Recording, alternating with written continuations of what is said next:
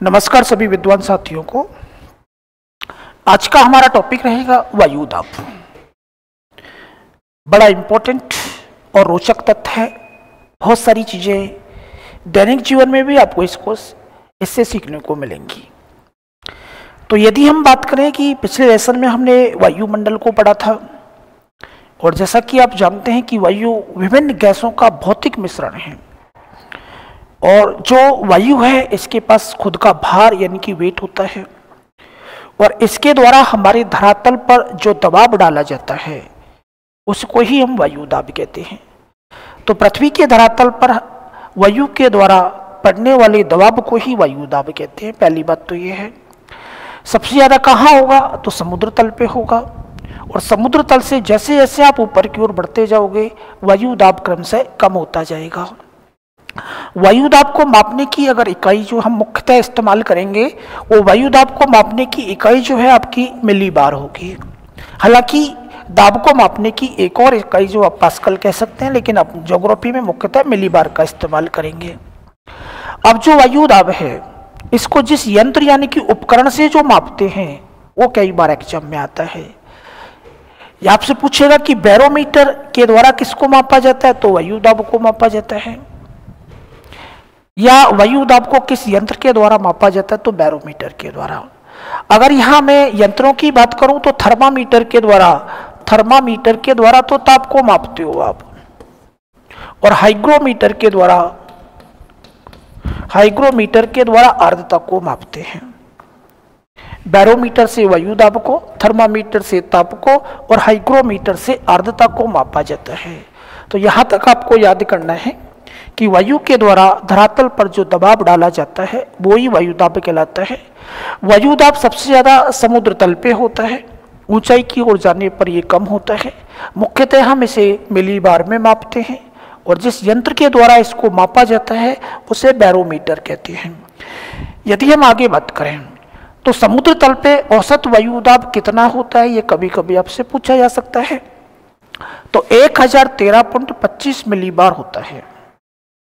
सबसे ज्यादा समुद्र तल पे होता है 1013.25 मिलीबार। अब यहां से जैसे जैसे आप ऊंचाई की ओर जाओगे हवा विरल होती जाएगी और वायुदाब भी आपका कम होता जाएगा। तो एक निचले भाग में, ऊपर तो बहुत विरल हो जाता है, लेकिन निचले भाग में इसके घटने की दर क्या है कभी पूछी जाए तो लगभग प्रति 300 मीटर की ऊंचाई पर 34 मिलीबार वायुदाब कम हो जाता है। तो दो प्रश्न आपसे यहां से पड़े कि समुद्र तल पर औसत वायुदाब 1013.25 मिलीबार होता है, ऊंचाई की ओर जाने पर वायुदाब कम होता है, और घटने की दर प्रति 300 मीटर पर 34 मिलीबार है। एक और चीज याद करना कि हवा में यदि आर्द्रता की नमी की मात्रा ज्यादा है तो वायुदाब कम हो जाता है, क्योंकि आर्द्र वायु जो है हल्की होती है, ध्यान रखें। तो तापमान और वायुदाब में विपरीत संबंध होता है, ये तो आपको बहुत जगह जरूरत भी पड़ेगी इसकी, और याद भी कर लो। दोनों में व्युत्क्रमानुपाती संबंध होता है। तो तापमान जब बढ़ता है तो हवा गर्म होती है, और गर्म होकर फैलती है, और फैलकर हल्की होकर हवा ऊपर उठ जाती है, गर्म हवा, तो निम्न दाब बनेगा। लेकिन जब तापमान कम होगा तो हवा सिकुड़ेगी और सिकुड़कर नीचे बैठेगी, जिससे उच्च दाब का निर्माण होगा। कहने का मतलब ताप और दाब का उल्टा संबंध है। यदि थर्मामीटर का मान बढ़ता है तो बैरोमीटर का कम होता है, यदि थर्मामीटर का कम होता है तो बैरोमीटर का बढ़ता है। ये प्रश्न भी कई बार आ जाता है, याद रखना है, दोनों में विपरीत संबंध है। अगर वायु में जलवाष्प की मात्रा को बढ़ा दिया जाए तो वायुदाब कम हो जाता है। नमी युक्त वायु की जो वायुदाब है वो थोड़ा सा कम होता है। वायुदाब के द्वारा ही आपके मौसम संबंधी परिवर्तन होंगे, क्योंकि वायुदाब में अंतर के कारण आपकी पवन चलेगी, और पवन के साथ ही आपके मेघों का निर्माण हो गया, आंधी भभूले तूफान हो गई, धुंध कोहरा हो गई, ये सब के सब मौसम संबंधी परिवर्तन में वायुदाब का महत्वपूर्ण योगदान रहता है। अब हमने कहा कि वायुदाब जो है इसको प्रदर्शित कैसे किया जाए, तो इसके लिए हमने समदाब रेखाएं खींची। तो मानचित्र पर वो काल्पनिक रेखाएं जो समान दाब वाले स्थानों को मिलाकर खींची जाती हैं उनको समदाब रेखा कहते हैं। लेकिन इंग्लिश वाला शब्द याद करना, आइसोबार कहते हैं। समान वायुदाब वाले स्थानों को मिलाकर खींची गई रेखा को समदाब रेखा कहते हैं। समदाब रेखाएं जो हैं आपके क्षैतिज रूप से खींची जाती हैं। अब समदाब रेखाओं के मध्य की दूरी अगर कम है, यानी कि समदाब रेखाएं बिल्कुल पास पास में हैं, तो दाब तेजी के साथ बदल रहा है, अर्थात दाब में अंतर जो है तेजी के साथ होगा। और यदि समदाब रेखाएं दूर दूर हैं तो दाब जल्दी जल्दी नहीं बदल रहा है। तो दाब में जो अंतर आता है, दो स्थानों के वायु दाब का जो अंतर होता है, उसे क्या कहा जाता है, ये कई बार पूछा जाएगा, दाब प्रवणता कहा जाता है। समान वायु दाब वाले स्थानों को मिलाकर खींची गई रेखाओं को तो आइसोबार यानी कि समदाब रेखा। अगर समदाब रेखाएं पास पास में हैं तो दाब में परिवर्तन जल्दी जल्दी हो रहा है, अर्थात दाब प्रवणता ज्यादा होगी। और यदि समदाब रेखाएं दूर दूर हैं तो दाब प्रवणता कम होगी। और दाब प्रवणता के अंतर के कारण ही क्षैतिज रूप से आपकी क्या चलेगी, तो हवा चलेगी, जिसे आप क्या कहोगे, पवन कहेंगे। समदाब रेखाएं पास पास होने पर दाब प्रवणता अधिक होती है और दूर दूर होने पर दाब प्रवणता कम होती है। और दाब प्रवणता का जो ढाल है उसे किस नाम से जाना जाता है, बैरोमेट्रिक ढाल कहते हैं। बैरोमेट्रिक ढाल जितना ज्यादा तेज होगा, पवन की गति उतनी ही ज्यादा तेज होगी। ठीक है, वायु दाब प्रवणता जितनी अधिक होगी, हवा की गति यानी कि पवन की गति उतनी ही तेज होती है। कहने का मेरा सिंपल सा मतलब है कि पवन जो है वायु दाब में अंतर के कारण चलती है, और वायु दाब में जितना ज्यादा अंतर होगा, पवन की स्पीड उतनी ही ज्यादा होगी। तो समान वायु दाब वाले स्थानों को मिलाकर खींची गई रेखा को आपने समदाब रेखा कहा। और समदाब रेखाएं पास पास होने पर दाब प्रवणता ज्यादा होगी, दूर दूर होने पर दाब प्रवणता कम होगी।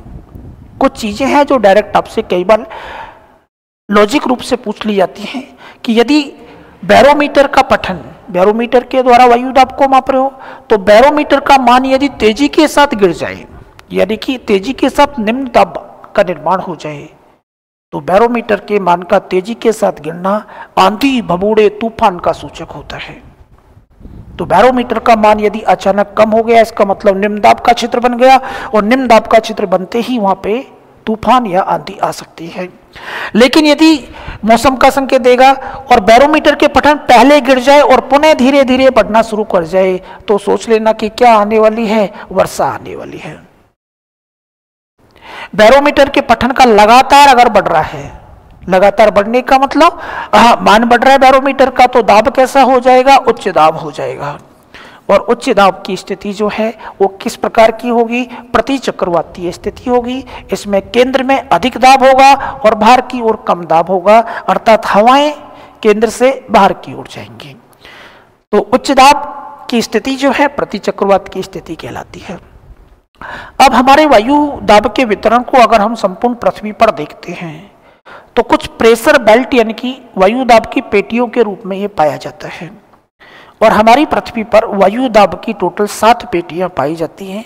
और यहाँ से ही आपके सेकंड ग्रेड और फर्स्ट ग्रेड के प्रश्न शुरू होते हैं कि वायु दाब की पृथ्वी पर टोटल कितनी पेटियां पाई जाती हैं। तो पेटियों की संख्या है 7। अब जैसा कि मैंने आपको बताया कि वायु दाब जो है इसका तापमान से विपरीत संबंध है, अर्थात जिस स्थान पे ताप ज्यादा होगा वहां दाब कम होगा, और जहां ताप कम होगा वहां दाब ज्यादा होगा। लेकिन कुछ वायु दाब की पेटियां ऐसी भी हैं जो ताप से प्रभावित नहीं होती, बल्कि पृथ्वी की घूर्णन गति से प्रभावित होती हैं।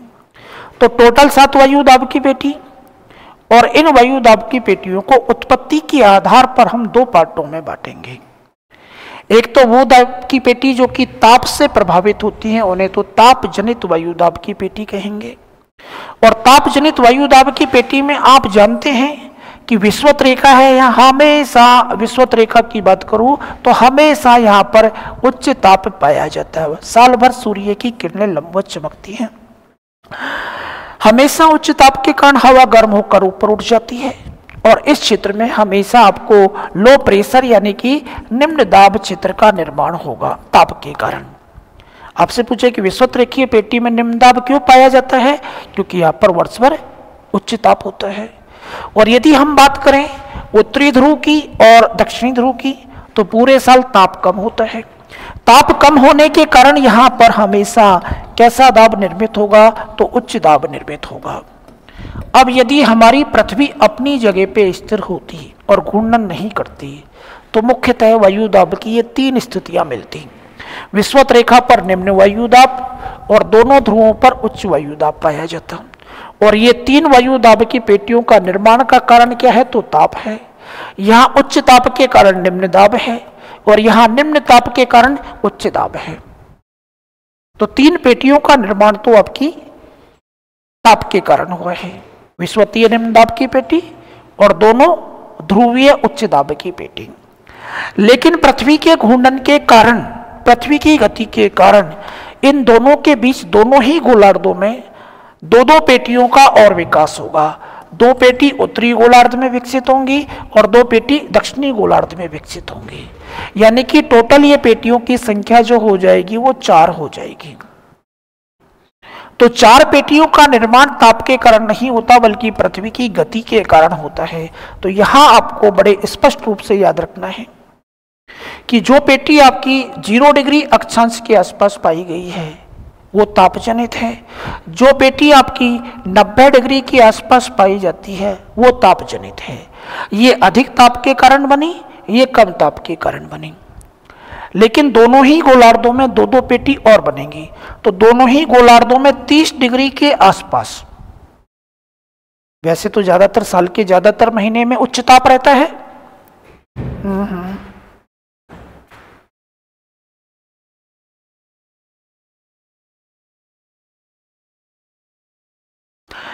बेटा अपडेट के लिए राजमल मीना एक बार सर से बात कर लें, वो आपको बता देंगे।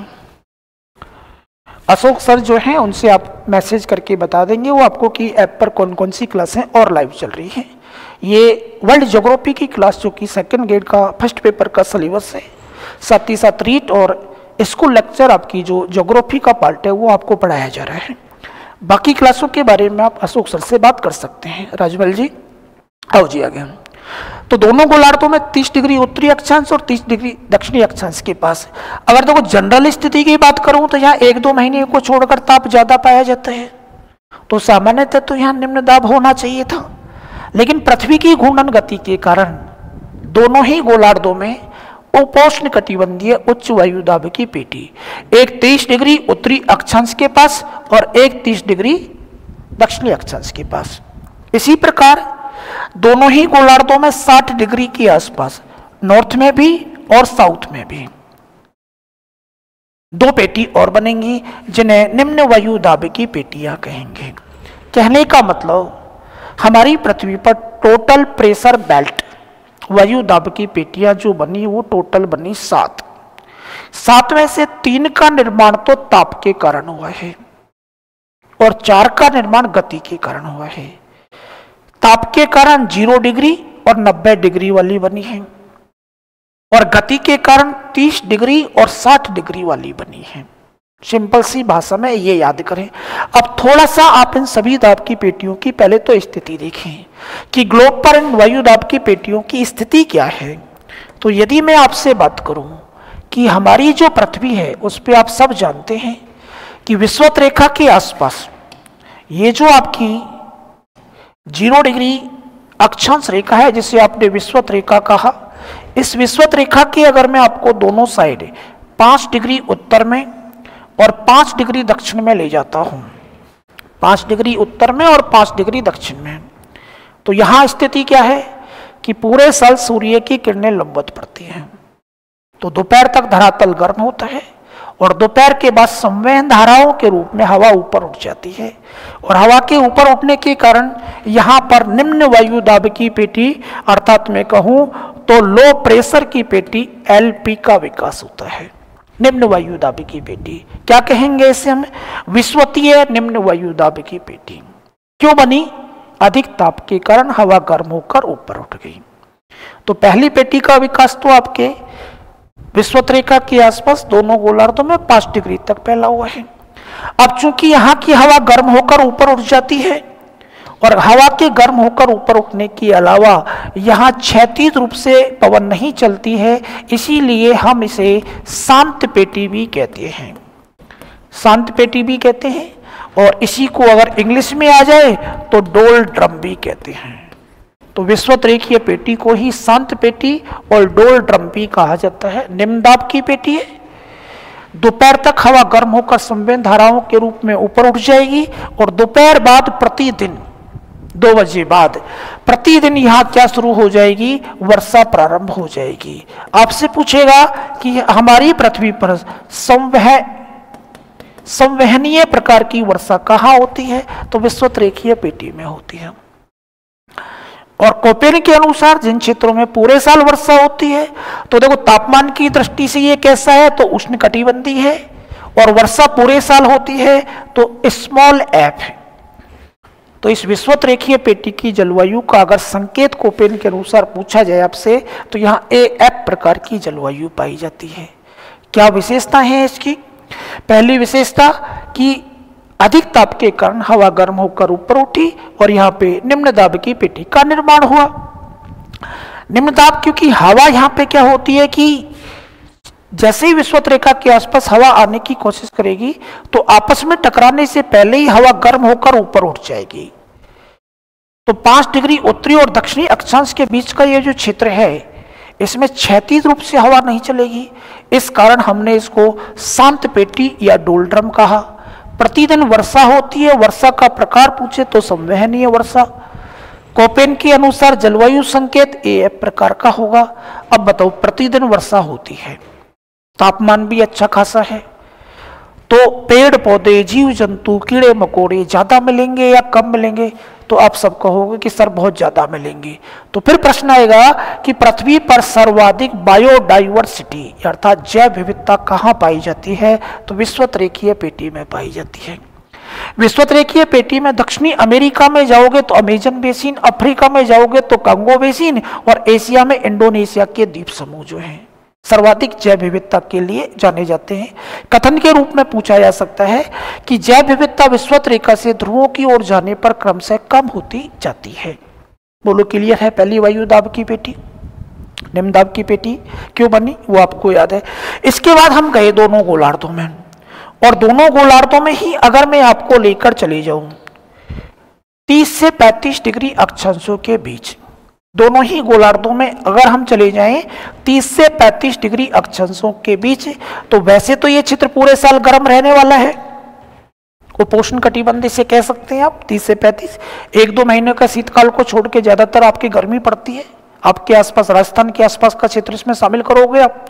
लेकिन यहाँ पृथ्वी की घूर्णन गति के कारण ये विषुवत रेखा से जो हवा ऊपर उठी, ये ऊपरी वायुमंडल में ध्रुवों की ओर जाने की कोशिश करेगी, लेकिन 30 डिग्री अक्षांश के आसपास पहुंचने पर इसकी दिशा में विक्षेप हो जाएगा और ये पूर्व पश्चिम चलना शुरू कर देगी, और इस पेटी में हवा का अवतलन होना शुरू हो जाएगा, अर्थात हवा नीचे बैठेगी। और नीचे बैठने के कारण यहाँ जो पेटी बनेगी वो हाई प्रेशर की बेल्ट बनेगी, ये वाली भी और ये वाली भी। कैसी बेल्ट बन गई? तो हाई प्रेशर। और अक्षांश कितना है? तो अक्षांश जो है बेटा 30 डिग्री के आसपास, 30 से 35 डिग्री के आसपास आपके उत्तरी गोलार्ध में भी है, और 30 से 35 के आसपास आपके 30 से 35 डिग्री के आसपास साउथ में भी है। अब पेटी का नाम क्या रखें? तो उपोष्ण कटिबंधीय उच्च दाब की पेटी।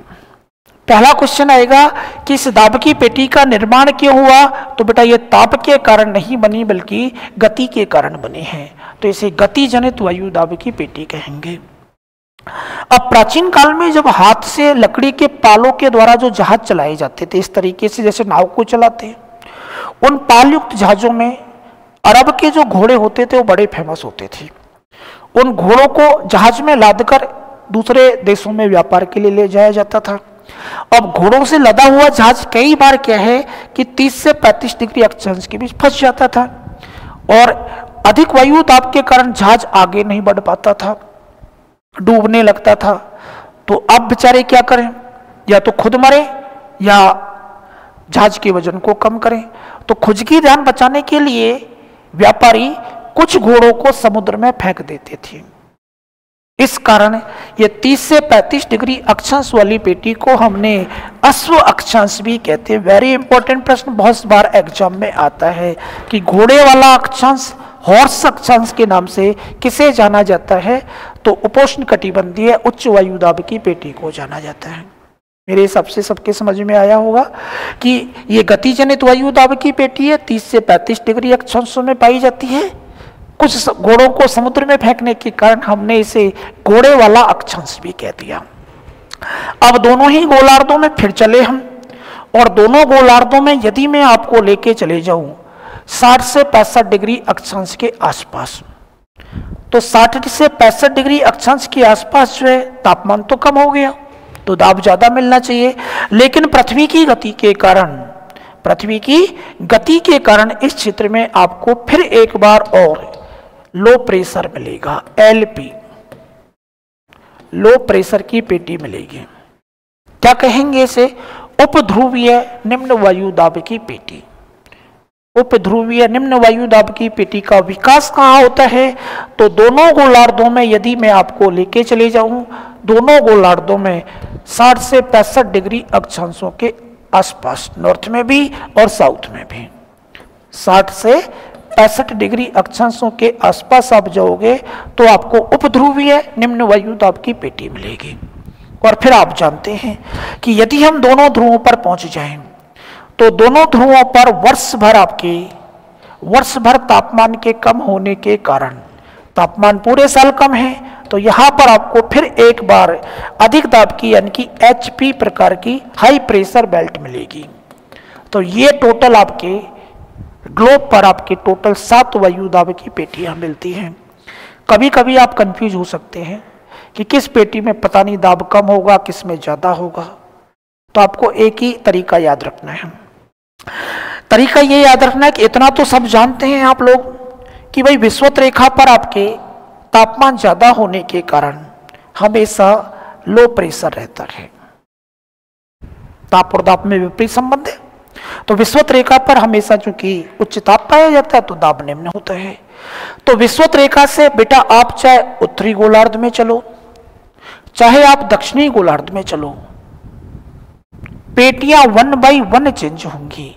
अर्थात एक बार निम्न दाब तो अगली बार उच्च दाब, अगली बार निम्न दाब तो अगली बार उच्च दाब, यानी कि लगातार कोई भी 2 पेटी ना तो उच्च दाब की आएंगी ना ही निम्न दाब की आएंगी।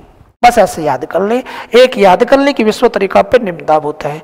अब देखो विषुवत रेखा पे निम्न दाब है तो फिर आपके कैसा दाब आएगा? उच्च दाब।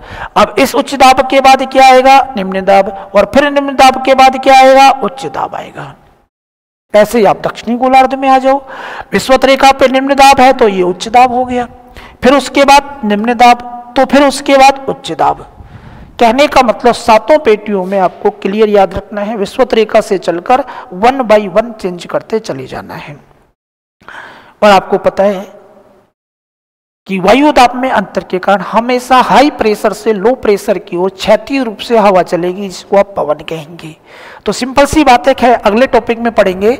तो ये हाई प्रेशर, ये लो प्रेशर, ये हाई प्रेशर, ये लो प्रेशर। तो सिंपल सी बात है कि एक पवन तो यहां चला दूं मैं, इस दिशा में पवन चलेगी। हालांकि आगे के टॉपिक में बात करेंगे इनकी दिशा विशा की बात। इसी प्रकार ये हाई प्रेशर, ये लो प्रेशर, तो पवन यूं भी चलेगी। और ये जो पवन आपकी 30 डिग्री उत्तर और 30 डिग्री दक्षिण अक्षांशों के बीच चल रही हैं, इन पवनों को किस नाम से जाना जाता है? तो इन्हें व्यापारिक पवन कहते हैं। व्यापारिक पवन चलते हैं, दिशा विशा बाद में बात करेंगे इनकी, है ना। इसी प्रकार यदि मैं आपको देखो दोबारा से आगे बढ़ूं तो ये हाई प्रेशर और ये लो प्रेशर, तो यहां पवन इस तरीके से चलेगी, इस तरीके से एक और पवन चला दी मैंने। ऐसी स्थिति यहां बन रही है, हाई प्रेशर और लो प्रेशर, तो पवन ये भी चलेगी। और ये दोनों गोलार्धों में 30 से 60 डिग्री अक्षांशों के बीच जो पवन चलती है, नाम आपने बहुत अच्छे से सुन रखा होगा, पछुआ पवन कहते हैं। 30 से 60 डिग्री अक्षांशों के बीच। और इसी प्रकार यदि मैं आपको और ऊपर ले जाऊं तो और ऊपर ले जाने पे ये हाई प्रेशर, ये लो प्रेशर, तो ये पवन और चलेगी आपके, यहां भी चलेगी। इसी प्रकार यहां भी चलेगी एक पवन। और ये जो पवन हो गई, इस पवन को कहते हैं बेटा ध्रुवीय पवन। 3 प्रकार की पवन हो गई, पहली व्यापारिक पवन हो गई, दूसरी पछुआ पवन हो गई, और तीसरी आपकी ध्रुवीय पवन हो गई। प्रेशर बेल्ट के बीच में ये तीनों पवनें पूरे साल चलती हैं, पूरे साल चलती हैं, इसलिए स्थायी पवन है, सनातनी पवन है, ग्रही पवन है। 30 डिग्री अक्षांशों के बीच व्यापारिक पवन, 30 से 60 के बीच पछुआ पवन और 60 से 90 के बीच ध्रुवीय पवन वायुदाब में अंतर के कारण चले। लेकिन अभी आप केवल प्रेशर बेल्ट को समझने की कोशिश करें। मेरे हिसाब से अब ये प्रेशर बेल्ट के बारे में आपकी स्थिति थोड़ी सी क्लियर हुई होगी कि हमारी पृथ्वी पर टोटल प्रेशर बेल्टों की संख्या 7 है। 7 में से 3 का निर्माण ताप के कारण हुआ है और बाकी बची 4 का निर्माण पृथ्वी की गति के कारण हुआ है। पहचानना होगा कि कौन सी ताप से बनती है, कौन सी गति से बनती है। तो ताप से विषुवत रेखा वाली पेटी और दोनों ध्रुव वाली पेटी बनती है, बाकी सब गति से बनती है। अक्षांश पूछे तो एक पेटी 0 डिग्री पर है, दोनों गोलार्धों में 30 डिग्री, दोनों गोलार्धों में 60 डिग्री और दोनों गोलार्धों के ध्रुवों पे बनती है। अब इन पेटियों की कुछ विशेषताएं आपको याद करनी होती हैं। तो पहली पेटी आपको नाम क्या मिलेगा?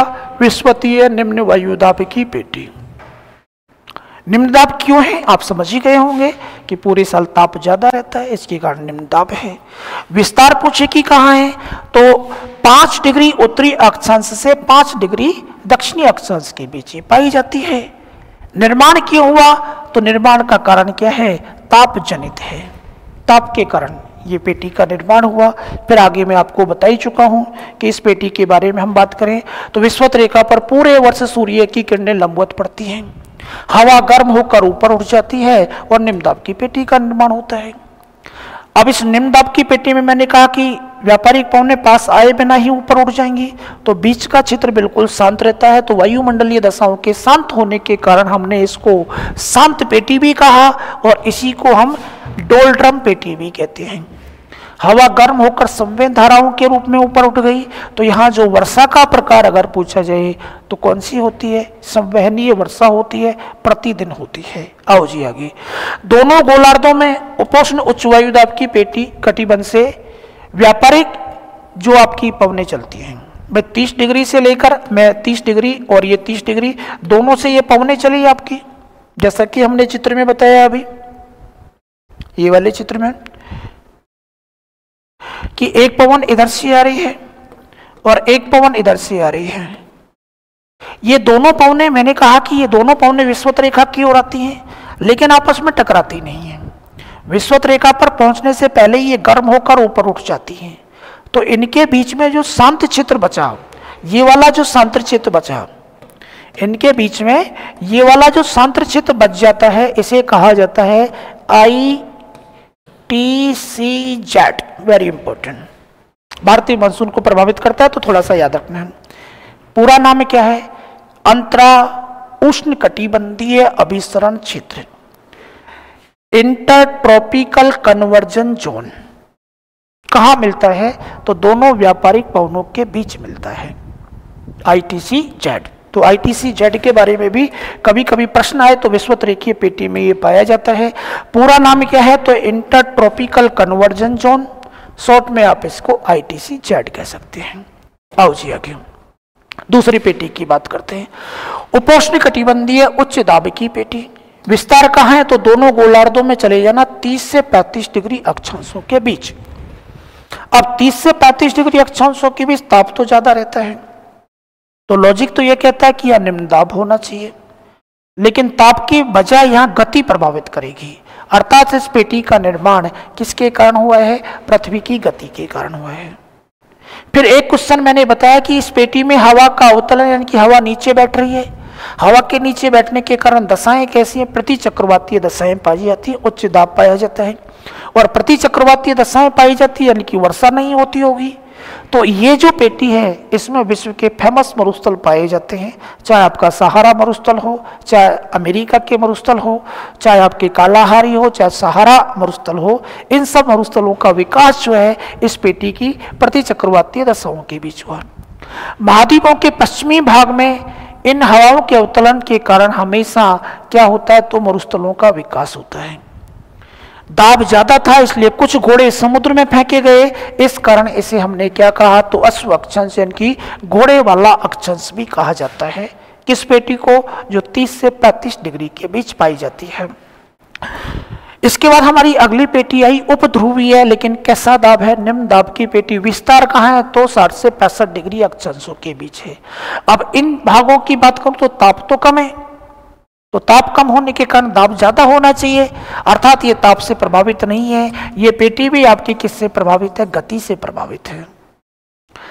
और इस पेटी में क्या है कि इसके सारे पेटी के सारे सागरों में गर्म जलधाराएं चलती हैं, जिनसे यहाँ का तापमान बढ़ जाता है और वायुदाब कम हो जाता है। उपध्रुवीय निम्न वायुदाब की पेटी का विकास दक्षिणी गोलार्ध में स्थायी रूप से होता है, क्योंकि वहां पर सागर का फैलाव ज्यादा है, तो वहां इसका विकास ज्यादा होता है। और इस पेटी के सारे आपको शीतोष्ण कटिबंधीय चक्रवात भी उत्पन्न होते हैं। आओ जी आगे। और लास्ट पेटी आपकी ध्रुवीय उच्च दाब की पेटी, जो 80 से 90 डिग्री अक्षांशों के बीच पाई जाएगी। और इस पेटी का निर्माण किसके कारण हुआ है, तो ताप के कारण हुआ है। तो ये थी बेटा आपकी 7 वायुदाब की पेटियां। कितना अच्छा लगाना, 0 डिग्री, 30 डिग्री, 60 डिग्री, 90 डिग्री, कोई दिक्कत ही नहीं है। लेकिन है ये वायुदाब की पेटियों की जो आपने स्थिति पढ़ी है बेटा, ये हमने पढ़ी है आदर्श स्थिति। आदर्श स्थिति पढ़ी है, ऐसा पूरे साल नहीं रहता है जैसा तुम सोच रहे हैं, ऐसा बिल्कुल नहीं होता है। इन वायुदाब की पेटियों का खिसकाव अर्थात स्थानांतरण होता रहता है। क्यों होता है स्थानांतरण, कि अगर सूर्य पूरे साल विश्वत रेखा पर लंबवत चमकता, विश्वत रेखा पर ही लंबवत चमकता, तो बिल्कुल आपकी वायुदाब की पेटियां इसी स्थिति में मिलती जैसा आपने पढ़ा। लेकिन सूर्य के उत्तरायण और दक्षिणायन के कारण इनकी स्थिति में बदलाव आता है। तो पहला क्वेश्चन याद करें कि वायुदाब की पेटियां अपनी आदर्श स्थिति में किस डेट को मिलती है। वेरी इंपॉर्टेंट क्वेश्चन, बहुत बार आएगा। तो तब मिलेंगी जब सूर्य विश्वत रेखा पर लंबवत चमकता है। और आप सब जानते होंगे, मेरे हिसाब से तो पढ़ रखा होगा ये टॉपिक आपने, कि सूर्य विश्वत रेखा पर लंबवत कब होता है, 2 डेट को होता है। एक 21 मार्च को और दूसरा 23 सितंबर को होता है, जब पृथ्वी पर दिन रात बराबर होते हैं। तो पहला और इंपॉर्टेंट क्वेश्चन याद करें कि वायुदाब की पेटियां अपनी आदर्श स्थिति में कब मिलेंगी, तो इन 2 डेट को मिलेंगी, 21 मार्च और 23 सितंबर। इनके अलावा जब सूर्य उत्तरायण होगा अर्थात कर्क रेखा की ओर जाएगा, तो केवल दोनों ध्रुवीय पेटियों को छोड़ दो, बाकी सभी पेटियां उत्तर की ओर खिसक जाएंगी। और जब सूर्य दक्षिणायन होगा अर्थात मकर रेखा की ओर आएगा, तो सभी वायुदाब की पेटियां दक्षिण की ओर खिसक जाएंगी।